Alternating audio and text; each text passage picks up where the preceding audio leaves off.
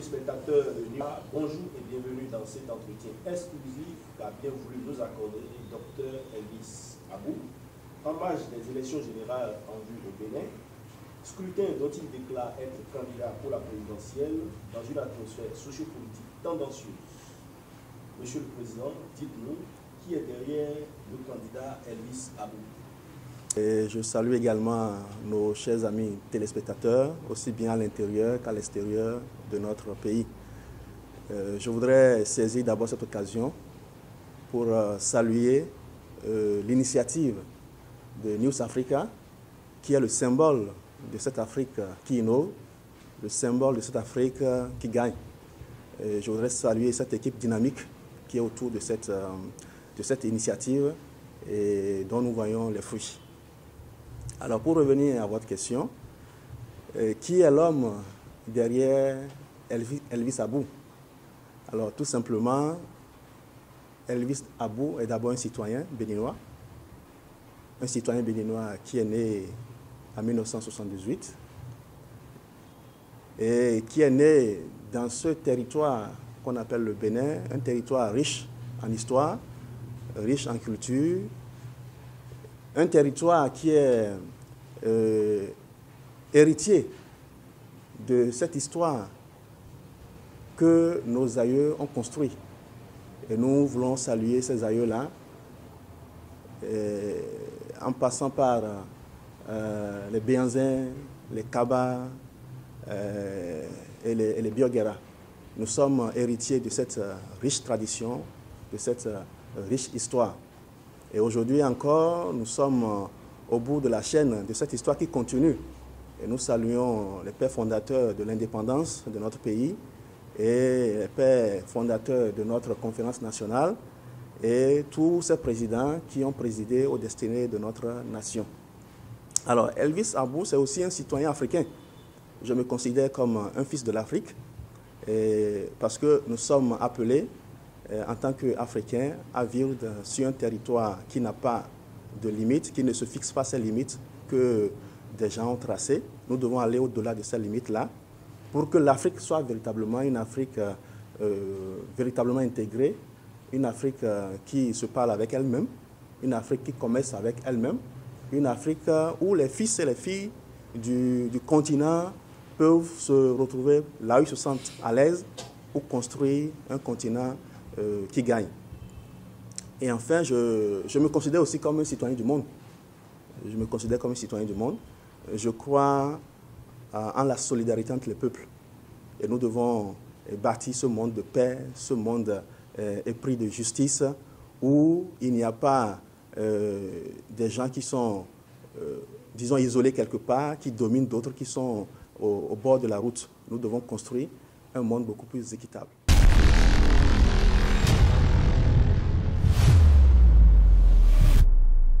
Il faut dire que j'ai eu cette rare chance de pouvoir évoluer dans un contexte où j'ai été le témoin de plusieurs faits politiques. Je voudrais saisir cette occasion pour ouvrir cette parenthèse et dire que j'ai été l'assistant du président Boni Yayi de 2006 à 2016. Et donc cette période a été pour moi une occasion riche d'expérience, où j'ai appris aux côtés de ce grand homme d'État, un homme épris de paix, un homme épris de justice, un homme qui a à cœur le développement de notre nation. Alors, dans cette position, il faut dire que j'ai pu véritablement connaître l'homme politique béninois. Cette position m'a donné cette rare occasion de connaître l'homme politique dans sa quintessence, l'homme politique dans sa représentation publique et dans sa représentation intime.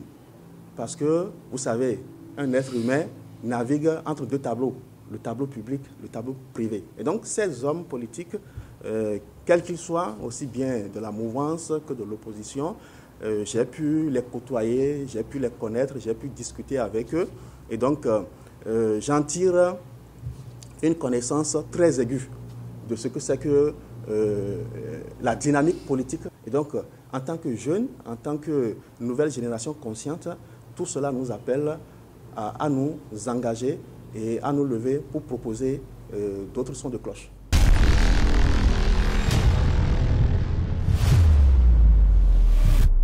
Je conçois l'action politique comme une action où on doit promouvoir la vertu.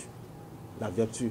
Il n'y a pas d'action publique sans la vertu, parce que nous sommes au service de nos concitoyens, nous sommes au service du peuple, nous sommes au service des hommes et des femmes qui croient qu'ils nous ont placés là pour que leurs intérêts soient défendus. Et donc, la première des choses que je pense comme vertu qui doit conduire l'action publique, l'action politique, c'est la vertu. La vertu. La vertu entendue comme la qualité à être juste, la qualité à être intègre, la qualité à dire la vérité et la qualité à rendre compte de tout ce qu'on fait et ne pas naviguer dans l'obscurité et dans les ténèbres.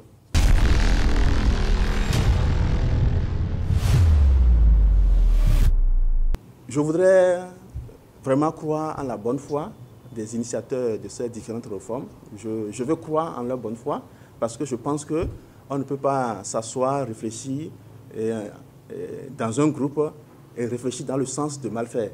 Donc je veux croire que dans la conception de ces réformes, de ces idées-là, l'intention est bonne. J'ai comme impression que ce que les chiffres qu'on nous donne présentent, ce n'est pas la même chose que ce que le peuple ressent.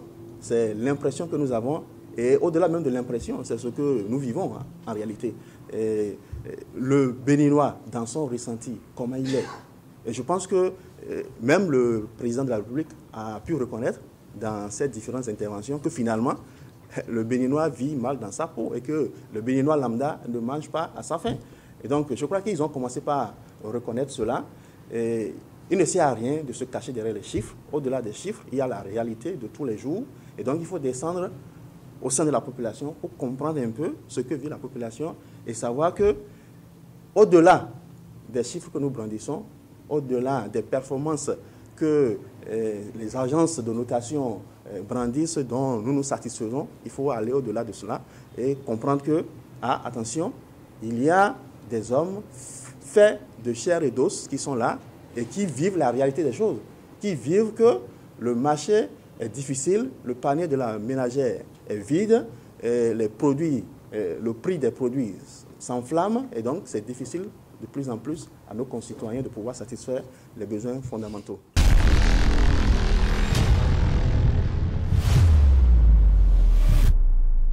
Cela me permet de revenir effectivement à ce que je disais tantôt.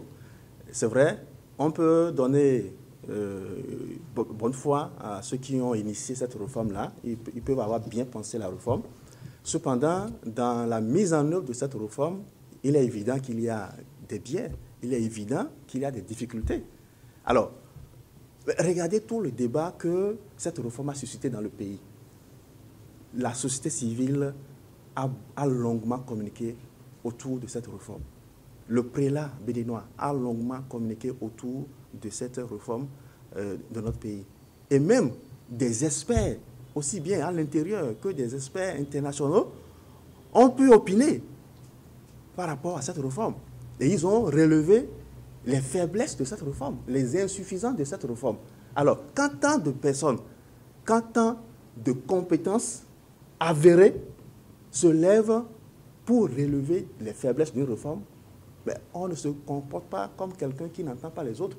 Est-ce que vous voyez? On doit pouvoir avoir l'humilité d'écouter les autres et recentrer les choses, corriger ce qu'il y a à corriger. Mais à part cela, regardez comment les dispositions, d'accord, par rapport à la participation aux élections, comment ces dispositions sont tellement contraignantes, pratiquement éliminatives, on va dire. Donc, c'est comme si, au départ, c'était fait pour que, finalement, qu'un seul individu décide de qui participe ou de qui ne participe pas. Le président de la République doit pouvoir le reconnaître en son âme et conscience qu'il y a des choses qui ne vont pas bien. On ne peut me classer aussi facilement opposant ou mouvancier, parce que je ne voudrais pas aborder cette tunique-là où facilement on est soit dans un camp ou dans l'autre. à mon avis, nous devons dépasser ces débats-là. Nous devons les dépasser. Il est temps pour nous de dépasser ce débat-là pour donner une chance à notre pays. Alors, nous ne sommes pas là pour alimenter un camp contre un autre. D'accord? Le Bénin est bien plus grand que nous tous.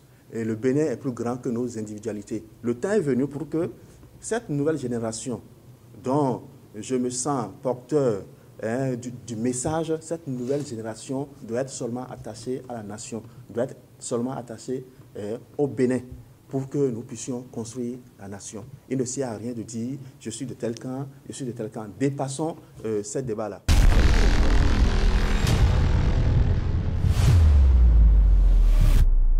Alors, pour revenir à votre question, alors, la situation de l'opposition entre ce qui se vivait hier et aujourd'hui, à mon avis, c'est une question qui ne se pose même pas parce que la différence est flagrante. Mais je voudrais juste vous donner un simple exemple pour illustrer ce que je suis en train de dire. Est-ce que vous vous rappelez de ce que nous avons vécu et qu'on appelait les mercredis rouges? Vous vous rappelez de cela? Voilà. Aujourd'hui, est-ce qu'il y a encore des mercredis rouges? Vous savez là où je vais en venir. Il est clair qu'aujourd'hui, les dispositions ne sont plus vraiment les mêmes. Il y avait réellement une liberté avant. Peut-être une liberté trop exagérée, c'est possible. Mais aujourd'hui, à quitter d'un extrême à un autre extrême, je pense qu'il y a un juste milieu à rechercher. Parce qu'aujourd'hui, pratiquement, les gens n'arrivent plus à parler. Les gens n'arrivent plus à s'exprimer comme ils l'auraient souhaité. C'est vrai, il ne s'agit pas de créer un champ où tout le monde vient faire tout ce qu'il veut, mais je pense qu'il faut rechercher un juste milieu pour que, quand même, il y ait une expression libre de toutes les pensées.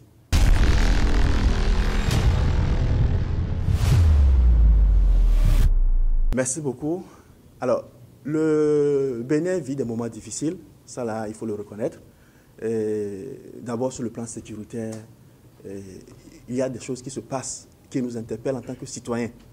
Et donc, il est clair qu'en tant que président, et aujourd'hui, c'est vrai, c'est la partie du Nord qui est menacée, mais nous ne savons pas ce qui peut advenir demain. Et donc, il faut réellement engager des actions concrètes pour que ce menace-là soit circonscrit et éliminé.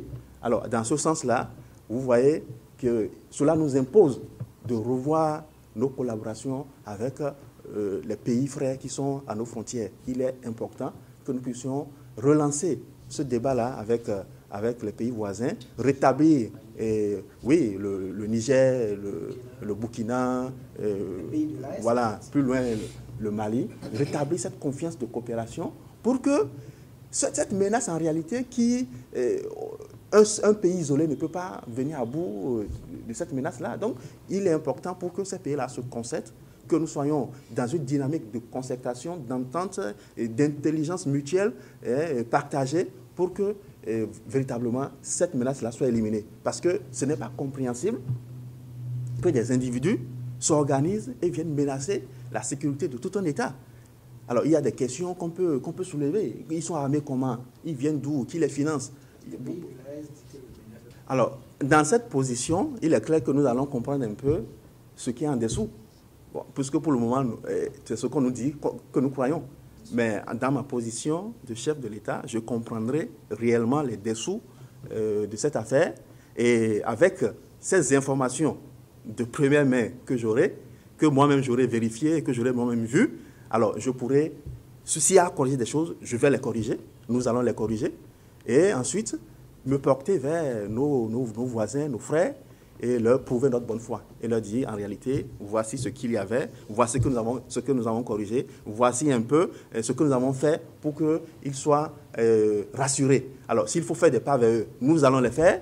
Et je suis convaincu que nos partenaires nigériens, nos partenaires burkinabés sont également dans cette même dynamique de retrouver cette paix-là, cette entente entre les peuples. C'est important pour nous et c'est important pour notre sécurité et pour notre développement.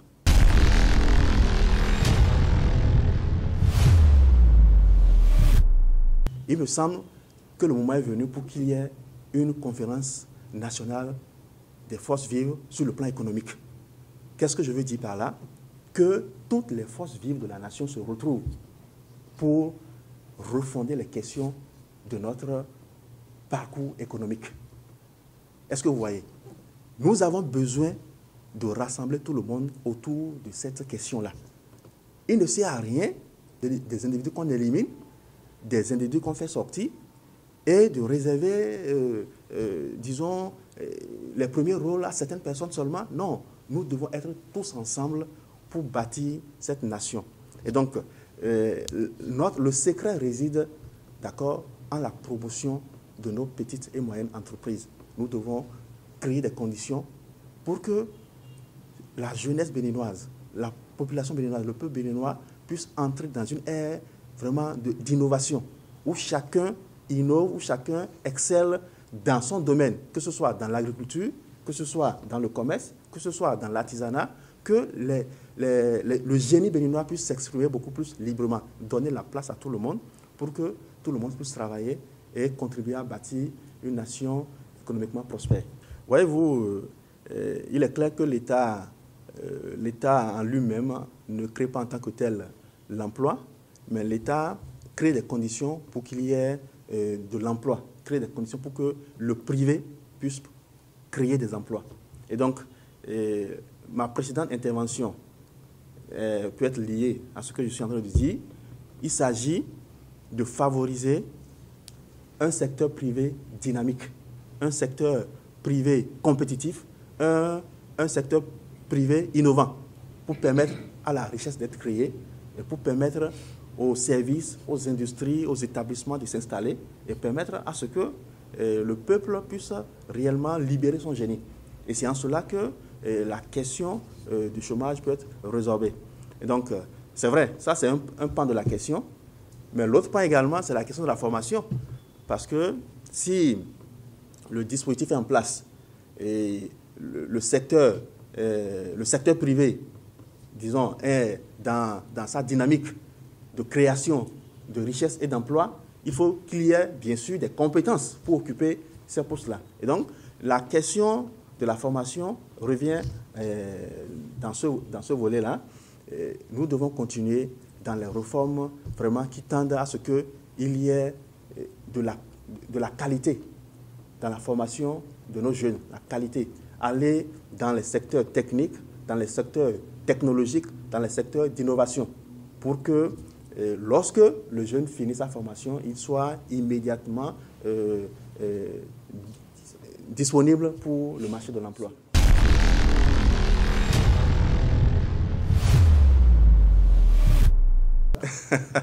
Cette question sera répondue en son temps. Sachez que notre colistier ou notre colistière, si vous voulez, cela peut être, voilà. Donc, cette colistière ou ce colistier va répondre à tous les critères que le pays attend. Donc, nous allons former un duo compétitif, un duo qui répond aux aspirations du peuple.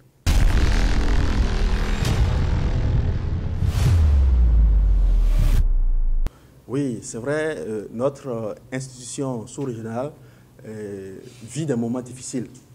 Il me semble qu'il y a une rupture de confiance entre l'institution et les peuples africains et les peuples de la sous-région, ce qui est dommageable.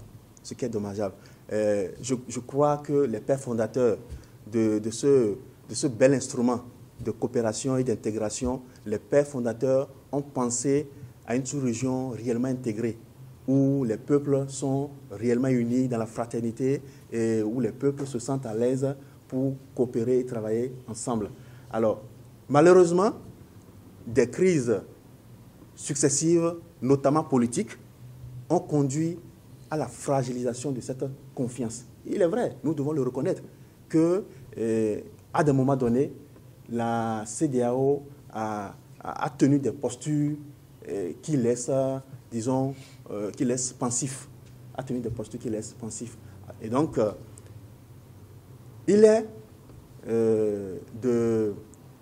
relève de cette institution de pouvoir se refonder, de pouvoir renaître, pour que cette confiance-là puisse revenir au sein des peuples. On ne peut pas dire que cette institution doit être supprimée, non. Mais cette institution a besoin d'un toilettage. Cette institution a besoin de revenir aux aspirations du peuple. Parce qu'en réalité, l'institution est là pour les peuples. Et nous devons vraiment le reconnaître. L'institution est là d'abord pour les peuples. Doit défendre les peuples. Doit défendre la démocratie, la paix et la prospérité des peuples. Donc, nous devons avoir, comme le disait le président Boni Yaye, nous devons avoir une CEDEAO des peuples. Une CEDEAO des peuples qui porte réellement la voix des peuples africains et qui travaille pour le bien-être des peuples africains. Et donc, nous sommes de ceux qui pensent qu'il faut aller vraiment à une réforme de certaines choses de cette institution pour qu'elle revienne en confiance avec le peuple africain.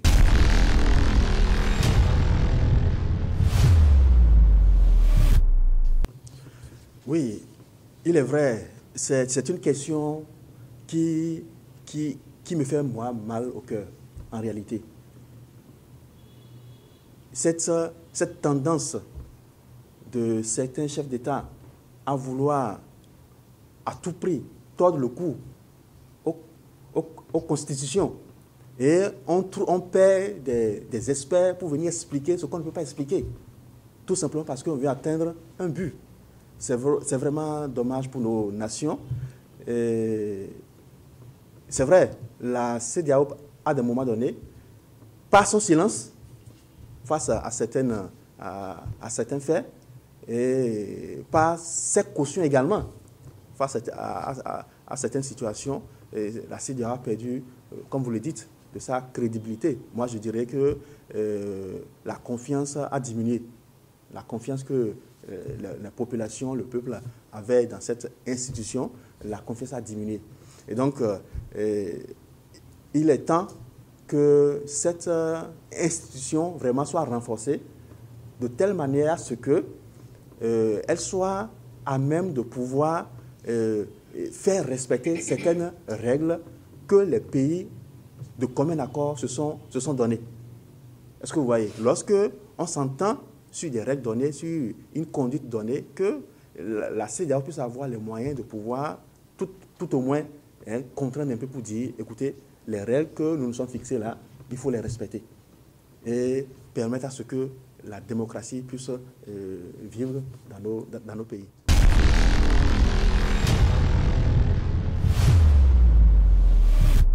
C'est d'abord bien gérer la chose publique. Bien gérer, mais également gérer dans la transparence la chose publique. Ne pas confondre la chose publique à la chose privée. Gérer dans la transparence et rendre compte de ce que nous sommes en train de faire. C'est important. C'est important. Alors, vous savez, la chose la plus importante sur laquelle il faut travailler dans nos nations, en général, si c'est les projets, nous avons beaucoup de projets, nous avons beaucoup de stratégies, nous avons beaucoup de documents qui parlent de comment faire, mais la question fondamentale que nous devons revoir dans nos nations en général, c'est la question de l'homme. La question de l'homme, la qualité de l'homme. Parce que l'homme est à la base de tout développement. Est-ce que vous voyez? Alors, il y a des exemples de mauvaise gouvernance un peu partout. Au temps du président Boni Yaye, on a connu des questions de mauvaise gouvernance. Également, au cours de cette mandature qui est en train d'aller à sans fin, nous avons connu également des questions de mauvaise gouvernance. Ça veut dire quoi? Ça revient à la question de l'homme. En réalité, il faut travailler sur le béninois, sur l'homme béninois. C'est vrai, les institutions sont là, les institutions sont là, avec les lois, avec les règles. Mais l'homme béninois, on doit pouvoir travailler sur l'homme béninois. On doit pouvoir aller à l'éducation de l'homme béninois. On doit pouvoir aller à la sensibilisation de l'homme béninois. Est-ce que vous voyez? Parce que quelqu'un a pu dire dans ce pays que on ne peut pas importer des Indonésiens pour venir travailler au Bénin. Il n'y aura que des Béninois. Et donc, la qualité de l'homme béninois est très importante. Et donc, nous devons aller dans le sens de l'éducation de l'homme béninois pour qu'il y ait vraiment des citoyens vertueux, d'accord, qui sont capables de pouvoir gérer convenablement la chose publique. Oui, ça, c'est des choses qu'il faut poursuivre. Vous voyez, c'est des efforts. C'est des efforts de longue haleine. C'est des efforts de longue haleine. Les présidents ou les mandats antérieurs ou les mandats successifs ont fait des efforts. Et nous devons continuer dans ces efforts-là. On ne peut pas parler de bonne gouvernance sans une justice équitable, par exemple. Sans une justice performante. Une justice qui ne devient pas un instrument de terreur ou d'élimination. Ce qui fait que cette population n'a pas confiance en la justice. Alors, si déjà la population a ce sentiment, ça veut dire qu'il y a quelque chose qu'il faut interroger. Oui, c'est très important. Lorsque ceux qui sont bénéficiaires de l'action de la justice en arrivent à soupçonner des accointances, à soupçonner que la justice n'est pas indépendante, ça veut dire qu'il y a des choses à corriger. Cela est très important. Et c'est ce que je disais tantôt, il ne faut pas se satisfaire, d'accord, de belles professions. Nous avons fait, nous ferons, non. Mais qu'est-ce que le peuple dit? Quel est le ressenti? Après toute cette condamnation, quel a été le ressenti? C'est vrai, il y a une version officielle qui a été servie. Mais quel ressenti nous avons dans ce processus-là? Quel est le ressenti du peuple? Alors, de ma position ici, moi, je ne pourrais pas dire oui, la justice a été bien faite ou non, la justice n'a pas été bien faite. Je n'ai pas les moyens qu'il faut en ce moment-ci de le dire. Mais, en tant que sociologue, moi, je m'interroge sur ce que le peuple dit, la perception du peuple, le ressenti du peuple. Et c'est des choses qu'il faut investiguer, qu'il faut chercher. Peut-être qu'il y a effectivement eu des choses à revoir ou à redire. Je crois que nous allons revoir ces choses à revoir et corriger ces choses à corriger. Et il est important que cette confiance soit rétablie. Est-ce que vous voyez? Il n'est pas possible que lorsque le peuple lambda, c'est-à-dire le citoyen lambda, va face à la justice, qu'il se dise que parce que peut-être l'autre a les moyens ou l'autre est dans de bonnes grâces du pouvoir, il a déjà, ou bien il a gagné d'avance. Non, la justice ne doit pas être dans ce sens-là. La justice doit être une justice équitable pour tout le monde, une justice rendue au nom du peuple. D'accord? Et donc, elle doit être équitable pour tout le monde.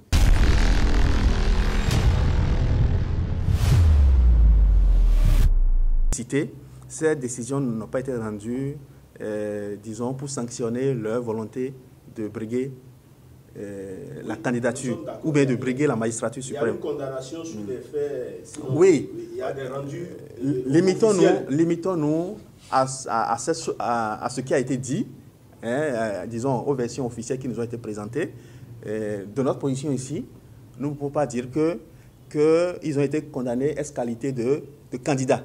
N'est-ce pas? Je suis sûr que nous sommes d'accord sur ce point-là. Alors, revenant à moi-même, j'avais dit que nous devons être vertueux.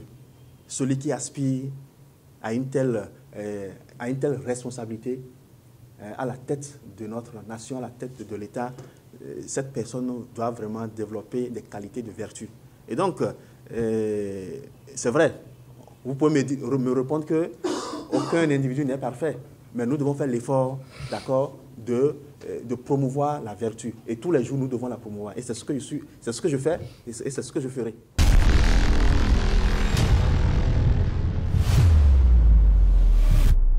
Une course de relais. La gestion d'un État, la gestion d'un pays, la gouvernance d'un pays, c'est comme une course de relais. Ça veut dire quoi? C'est une course, c'est vrai.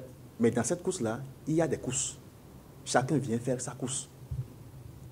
Dans cette course-là, chacun vient faire sa course. Alors, cela me permet de répondre aux gens, par exemple, qui disent que tel président a fait mieux l'autre a fait mieux. Et on dit, depuis 1960, depuis que le Bénin est Bénin, personne n'a fait comme lui. Non, mais non. Ça, là, c'est manquer d'intelligence. Le fait de dire, de parler ainsi, c'est manquer d'intelligence. Dans une course de relais, qui gagne? Est-ce que c'est le dernier coureur qui est au bout de la ligne là-bas ou bien au bout de la chaîne? C'est lui qui gagne? Non, c'est l'équipe qui gagne. Alors, si celui qui est au bout de la chaîne gagne, c'est parce que les autres ont fait des efforts. Les autres lui ont transmis le relais quand il faut. Les autres lui ont transmis le relais au bon timing.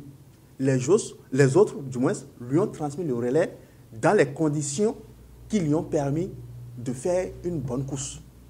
Et chacun des coureurs de cette chaîne-là a un rôle à jouer, a une responsabilité, a une course à faire pour que la course générale soit une course performante et gagnante.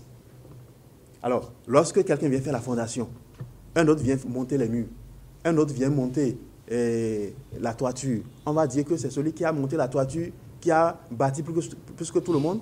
On va peut-être le prêtre. En attendant, voyez-vous, et donc ça me permet de dire que en réalité, une nation se construit, d'accord, avec des acteurs et chacun vient jouer un rôle autant qu'il convient. Alors, ne soyez pas pressés, je vais en revenir. Cela me permet de dire encore quoi? C'est important que nous puissions le dire dans ces circonstances-ci. J'ai parlé de course de relais. Ça veut dire quoi? Dans une course de relais, ce n'est pas le seul coureur qui a pris le relais chez son coéquipier qui, s'il doit passer le relais à un moment donné, il doit passer le relais. S'il ne le passe pas, il disqualifie toute l'équipe. Vrai ou faux? On a beau être Usain Bolt. D'accord? Lorsqu'il y a un autre concurrent, ou non pas concurrent, un autre coéquipier devant, on doit pouvoir passer le relais pour que lui aussi puisse aller et passer le relais à un autre. C'est comme ça que cela doit se passer. On ne doit pas garder le relais entre les mains, sous prétexte qu'on est le meilleur coureur ou bien le coureur le plus beau, et dire qu'on ne veut pas passer le relais. Cela dit, qu'en est-il de la question des parrainages? La question, on va dire, qui fâche tout le monde, et à la fois la question qui retient toutes les attentions.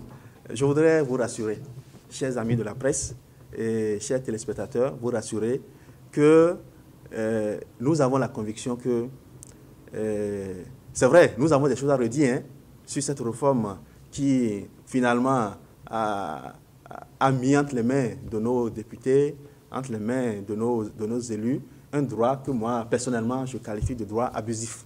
C'est un droit qui ne lui appartient pas. Et il appartient au peuple de se déterminer et de pouvoir proposer des candidats. Et l'histoire de notre nation a montré que toutes les candidatures qui ont prospéré sont les candidatures qui ont été portées par le peuple.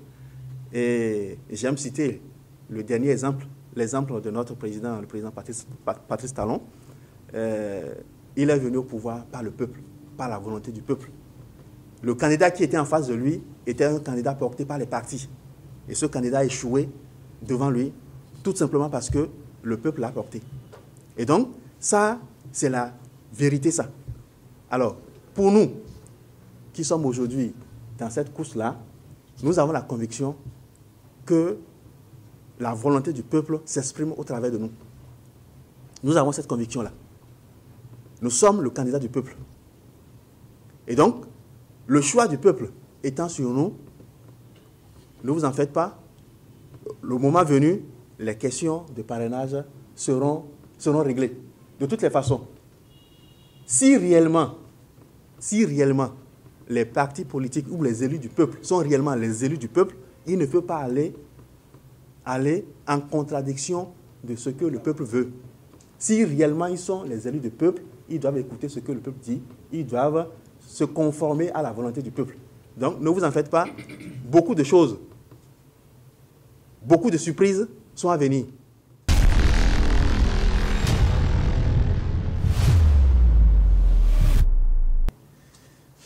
Oui, c'est la réalité cachée que je suis en train de vous révéler. Un président de la République est un individu seul, solitaire. Ça veut dire quoi? à des moments donnés, il doit se référer à ses propres valeurs. À des moments donnés, il doit revenir en lui-même et dire, qu'est-ce que j'ai promis au peuple? Quelle est la parole que j'ai donnée? Quelles sont les valeurs que moi-même, en tant que personne intrinsèque, quelles sont les valeurs que je promeux? Et il s'en tient à ces valeurs-là. Il s'en tient à ces valeurs-là. Alors, vous savez, les constitutions que nos peuples se sont données sont des Bibles, on va dire. Et donc, lorsque un président de la République jure sur la Constitution de la respecter, de respecter son peuple, de respecter toutes les institutions du peuple, à un moment donné, il doit revenir à cela. Est-ce que vous voyez? Il doit revenir à cela. Parfois, et c'est ça qui est malheureux, parfois, mais le président lui-même se trouve pris en otage. Le président lui-même se trouve pris en otage par ses partisans. Vous verrez que, si vous suivez l'actualité, ceux qui parlent aujourd'hui, c'est les partisans. Ceux qui sont en train de parler de dynamique continue, c'est les partisans. Et c'est eux qui malheureusement, parfois induisent ces hommes d'État dans des choses qu'ils ne doivent pas faire. Alors, il est important pour un chef d'État, un président de la République, d'avoir des valeurs auxquelles il s'en tient, quels que soient les griots qui l'entourent, parce qu'il en aura toujours. Les gens viendront dire « Ah, vous êtes le plus beau, vous êtes le meilleur danseur, à part vous, personne n'a fait comme vous. » Ça là, c'est des chants qui reviennent à chaque gouvernance présidentielle. C'est les fous du roi, comme vous le dites. Et donc, le président, celui qui a cette charge-là, doit être informé que c'est vrai. Il paraît que dans une république, on a besoin de tout le monde, aussi bien des sages que des fous. Il paraît. Alors, le président de la République, qui, étant seul face à lui-même, face à sa conscience, face à la responsabilité que le peuple lui a confiée, doit pouvoir, à des moments donnés, se séparer de la folie des fous pour s'attacher à la sagesse des sages.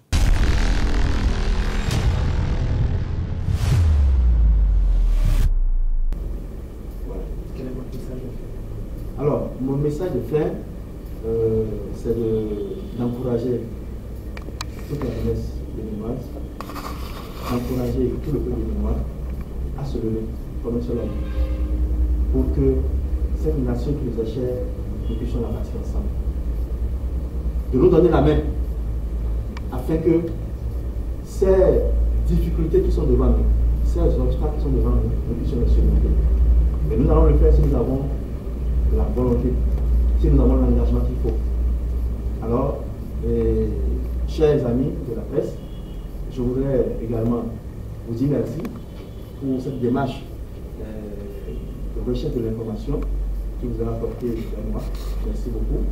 Et nous allons rester ensemble pour que cette nation soit une nation où tout le monde se sente à l'aise, où tout le monde participe à la construction, pour que notre pays soit un pays prospère.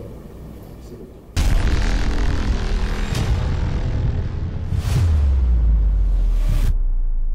Ok, chers téléspectateurs, Monsieur le Président, nous sommes à la fin de notre entretien exclusif.